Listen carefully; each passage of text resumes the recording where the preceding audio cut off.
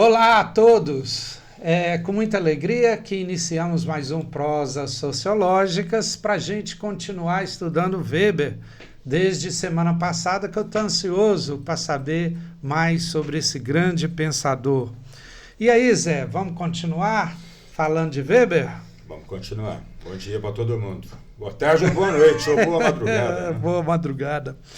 Então, qual que é o contexto intelectual, né, desse período aí que você falou do finalzinho do século XIX, início do século XX, e o que inspirou Weber? Em que ele se inspirava para escrever sobre tanta coisa, igual você explicou no último programa? João em parte a gente já falou desse contexto quando a gente falou do Durkheim. Quer dizer, o Weber é de 1864 a 1920, só para a gente situar alguns acontecimentos. Em 1864, então, ele viveu 36 anos no 19. Se morreu em 1920, viveu 20 anos no século 20. Ele presenciou aquele ambiente europeu da Belle Époque, final do século XIX. Final do 19. Presenciou a segunda revolução industrial, presenciou a emergência do positivismo, essas coisas todas. A diferença dele é que ele estava na Alemanha. Tá vendo? Então, a questão que a gente tinha que tentar situar é em que sentido o sujeito morar na França, na Inglaterra ou na Alemanha, colocava para ele problemas distintos. Todo sociólogo, isso é diferente do filósofo, isso é diferente do historiador. O historiador, por exemplo, pensa problemas do passado. Pesquisa questões do passado. Todo sociólogo pesquisa questões do seu tempo. Que problemas o seu tempo oferece para ele pensar. Então, Weber estava nesse período, só que na Alemanha. Isso dá alguma diferença. E só para lembrar, se o Weber morreu em 1920, então ele presenciou a Segunda Guerra Mundial. Não, a Primeira. A Primeira Guerra Mundial, 14, 19, e ao mesmo tempo que ele presenciou a Primeira Revolução Socialista, 17. Só que no finalzinho da vida. Não deu para... O pensamento dele já estava constituído. Ou seja, ele começou a presenciar os fatos que marcariam uma certa decadência. O século XX vai ser muito de destruição. É verdade. Do otimismo, da esperança. Talvez o desencantamento que você falou na última, talvez. Né, já estava inspirando, falando, né, a ciência não é tanta essa coisa que falavam que ela era, não. O Weber estava na Alemanha e lá tinha uma questão interessante, Gilmar, que a gente poderia chamar de controvérsia metodológica. O que seria essa controvérsia metodológica? Então, veja bem, final do 19. É a tentativa de fundação do Estatuto. O Estatuto é do conjunto de regras próprias das ciências sociais, não apenas da sociologia, das ciências sociais. Veja bem, a gente já comentou isso aqui nos programas anteriores sobre outros autores. As ciências humanas, elas são do 19, todas. E o século XIX era iluminista e positivista. E as primeiras ciências a se estabelecerem são as ciências naturais, ou as chamadas exatas. Química, física, biologia, matemática, astronomia. Essas ciências, elas se estabelecem desde o 16, passa pelo 17. E no 19 essas ciências estão consolidadas. Bombando, igual diz exatamente. Hoje. Bombando estrito senso, né? O final do 19, a teoria das ondas hertzianas, a teoria da relatividade, a teoria da evolução, a descoberta das vacinas de Pasteur, o bacilo de Koch, tá vendo? Isso Você falou, né, quando estudamos Durkheim, exatamente, que ele estava muito feliz com o estudo, estava encantado com o estudo. Isso. Ciências, digamos, as ciências positivistas, as ciências naturalistas, as ciências da natureza. E as ciências humanas já estão nascendo no 19, quando essas ciências naturais já estão consolidadas. Isso. Então, as ciências humanas, elas nascem sem estatuto próprio. Uhum. O que significa Porque sem... precisava de um novo método, né, Zé? O Pois método é, mas das não ciências não tinha. servia para ela. Então, elas vão começar fazendo a imitação, porque havia uma indistinção entre natureza e sociedade. Havia uma indistinção entre o que era natural e o que era cultural. As ciências humanas é que vão estabelecer isso. Só para a gente pensar um pouco sobre essa indistinção, por exemplo, o primeiro, a gente, digamos assim, só não há uma astronomia social ou uma química social. Mas, por exemplo, Condorcet, que era positivista, que existiu um pouco antes do Comte, ele sugeriu uma matemática social. O primeiro nome da sociologia. Era uma matemática social. O Comte falou em física social, para depois pensar em sociologia. Herbert Spencer, que era um sociólogo inglês desse contexto, ele fez, estrito sensu, uma biologia social. Ele trouxe a teoria da evolução... Eles estavam tentando trazer o método das ciências exatas para as ciências humanas. Isso. Não só o método, o objeto era indistinto. Você confundia natureza com sociedade. Entendi. E, ao mesmo tempo, o repertório conceitual. Por exemplo, o Durkheim, que a gente já conversou sobre ele falava em solidariedade mecânica, solidariedade orgânica. A antropologia dessa época, Jomar, ela explicava as diferenças culturais entre, por exemplo, nós e os europeus. Ela explicava essas diferenças culturais a partir de fatores biológicos, raça, eu lembro. Então, de fatores climáticos. Também, né? Ou seja... Você trabalha menos porque é quente aqui. Isso. Ou então, digamos assim, o Brasil é um país inviável por causa da miscigenação racial.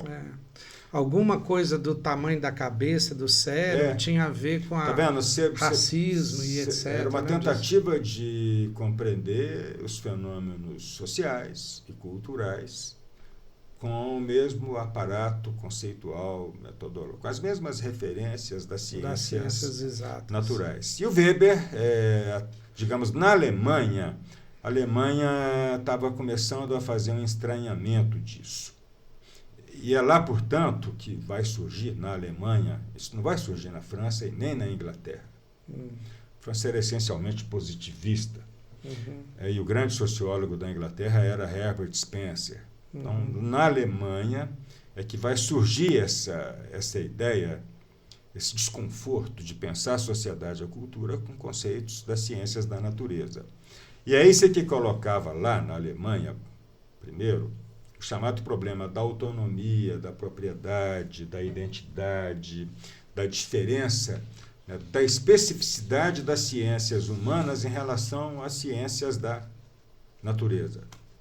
Digamos assim, o nosso objeto é diferente. Precisamos de uma metodologia. Precisamos de uma metodologia e, claro, de um corpus conceitual diferente. Por exemplo, eles vão esboçar, isso estava sendo esboçado ainda. Por exemplo, as ciências naturais, segundo os debates que circulavam nessa época, são ciências generalizadoras. Elas fazem generalizações. A natureza, por exemplo, a teoria da evolução, ela tem uma validade... Em todos os campos. Ela é genérica. As teorias, as pesquisas das ciências naturais são generalizantes. Tipo, a lei do natural, a lei da gravidade é para o universo inteiro. Enquanto que as ciências sociais vão dizer, os fenômenos sociais são singulares. As ciências sociais, portanto, têm que ser individualizadoras. Ou seja... Não tem como você explicar o Brasil com conceitos europeus, é mais ou menos isso. Entendi. Enquanto que o Brasil precisa de uma teoria para ele. Própria. Você não consegue, aquilo que eu comentei antes, uma coisa é você explicar, tentar compreender por que os ricos são ricos. Isso vai por eles mesmos. Isso. Outra coisa é você tentar compreender por que os pobres são pobres e permanecem pobres. Tá vendo? Isso demanda outra perspectiva metodológica e teórica. As ciências da natureza seriam ciências da experiência. Se alguém quiser relacionar com experimento, também, mas não necessariamente. Experiência ou experimento. Enquanto que as ciências humanas seriam racionais.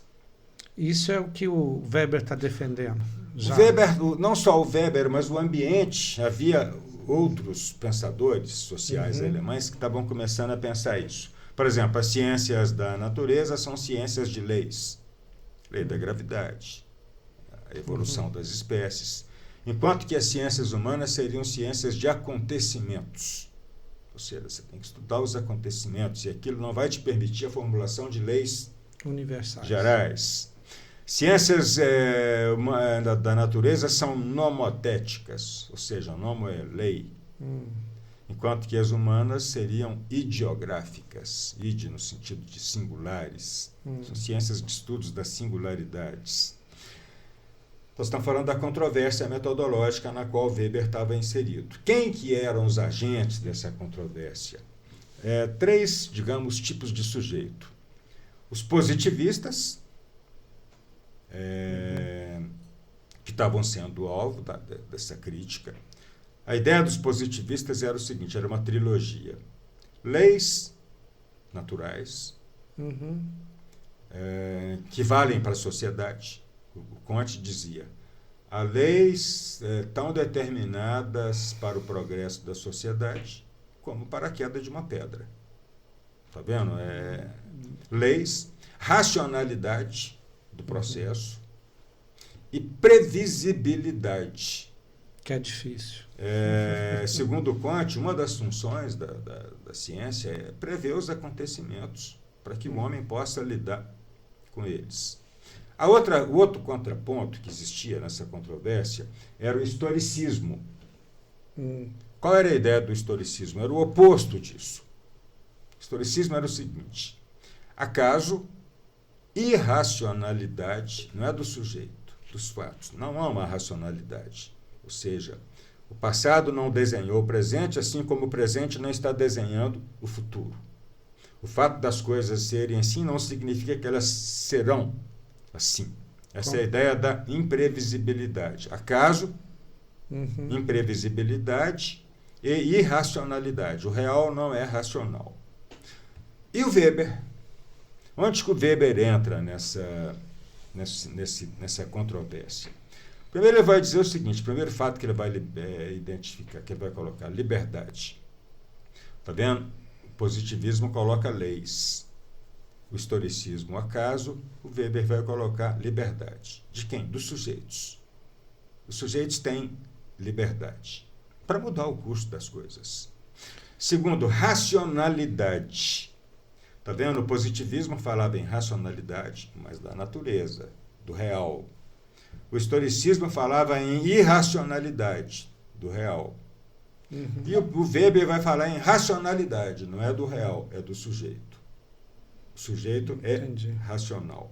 E por força dessa liberdade e da racionalidade, o sujeito pode utilizar racionalidades distintas.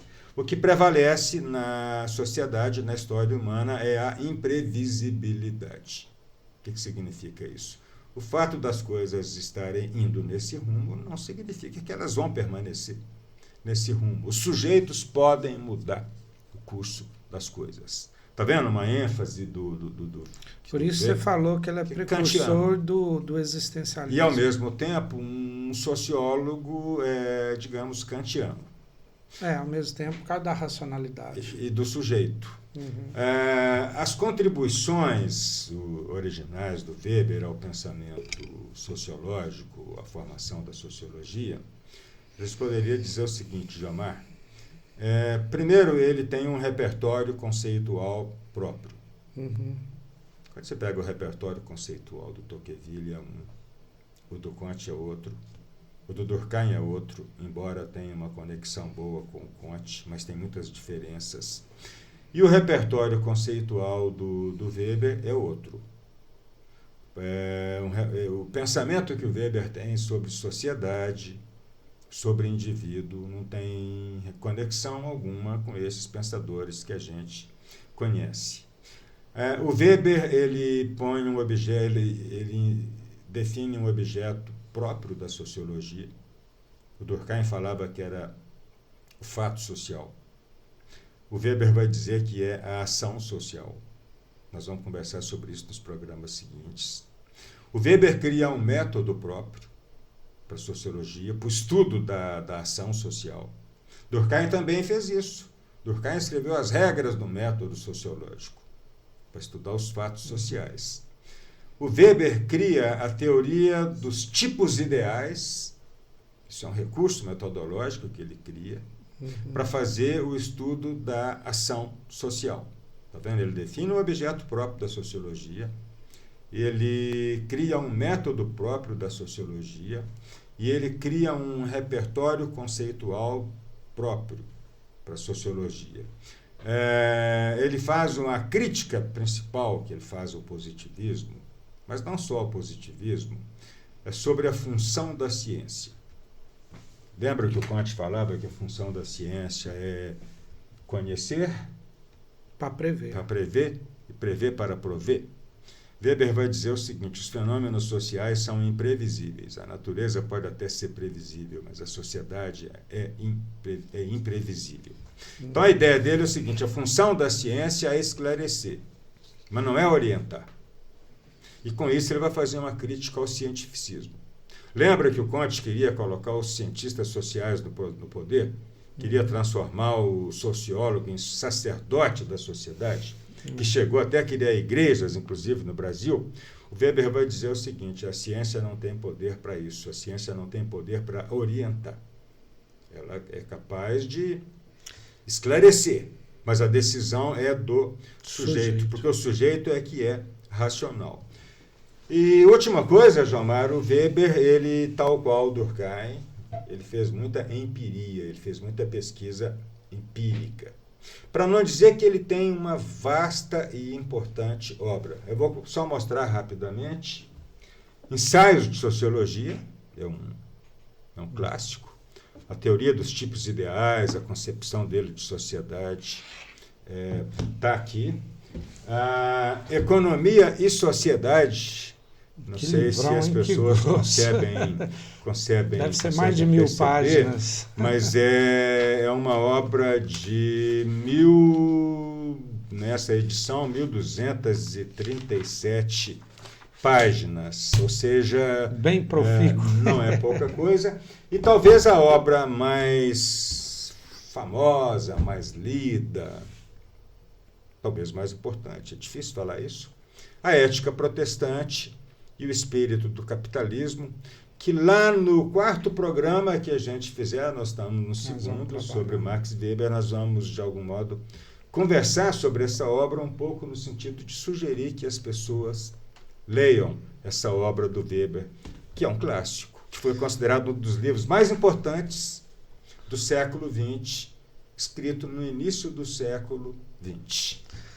Zé, muito, muito legal, né? Infelizmente, né? Só nesse foco seu a gente acabou o nosso tempo, né? Falando. Mas foi bom você mostrar os livros para até entusiasmar o pessoal, porque eu fiquei agora até com medo se nos próximos 2 programas a gente vai conseguir falar dessas obras de mais de 1000 páginas. Infelizmente, nós vamos encerrar esse episódio, né, do Prosa Sociológica. Lembrando, nem deu tempo de eu fazer os comerciais nossos. O Prosa Sociológica é um programa do GEC, Grupo Educação, Ética e Cidadania, e nós estamos com uma promoção do nosso site de cursos EAD, o ead.gec.org.br, onde o cupom Prosa Sociológicas 20, tudo maiúsculo, sem acento, você ganha 20% de desconto nos nossos cursos. Então, agradecer aos ouvintes, pedir para curtir, pedir para compartilhar. E semana que vem nós vamos estar com o 3º e penúltimo programa sobre o Weber, onde o Zé vai falar um pouco da obra dele e dos conceitos, né? Porque é importante a gente agora, nesse momento, conhecer os conceitos que o Weber vai apresentar em suas obras. Muito obrigado, boa noite, boa tarde para quem estiver nos ouvindo.